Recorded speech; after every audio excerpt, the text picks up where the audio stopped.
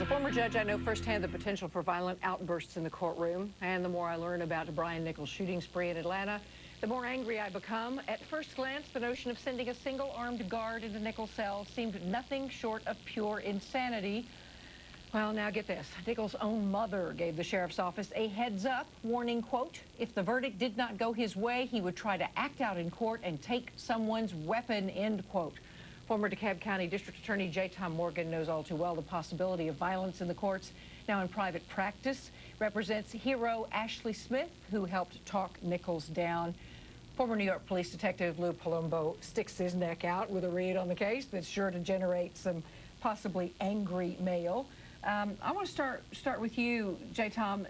I was just outraged because not only the judge, the DAs, everybody's saying, don't do this.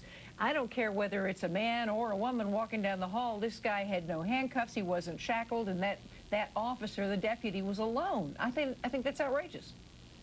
Thanks for inviting me back, Catherine. You're right. This information already compounds what is a horrible tragedy here in Georgia.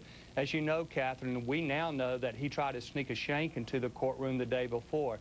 So that information, combined with what the mother had already told the sheriff's office, the sheriff dropped the ball in this case, and innocent lives could have been prevented from being lost. We talk about drop the ball. I'm sorry, I'd go a little further, and you know, I love the cops. I always have. Deputies as well, but I think heads should roll, and I think there are probably some valid liability lawsuits here. What do you think? You're absolutely right, Catherine. As you know, qualified immunity is tough to overcome. Yeah. But when there's been gross negligence in a case like this, I believe the victim's families certainly have a right and probably a good case to sue in this matter. All right, Lou, it's easy to say, and I got this question, believe me, coming off the case, they sent a woman to do a man's job, and the problem was it was a female. I think the problem's bigger than that.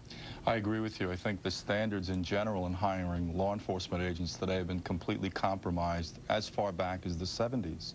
At one point, we were actually required to physically perform in weightlifting, sit-ups with weight.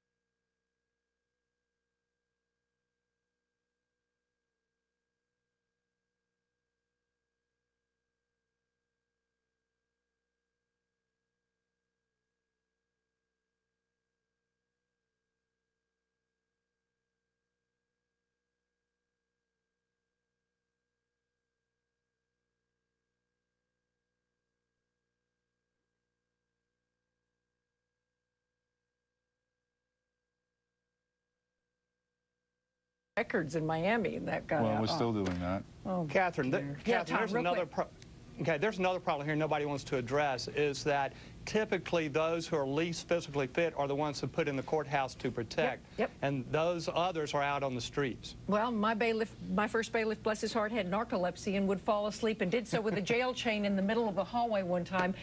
Tom Morgan, Lou Palumbo, thank you very much. Coming up next, when glitz and glamour turn deadly, meet the woman who stops star stalkers in their tracks.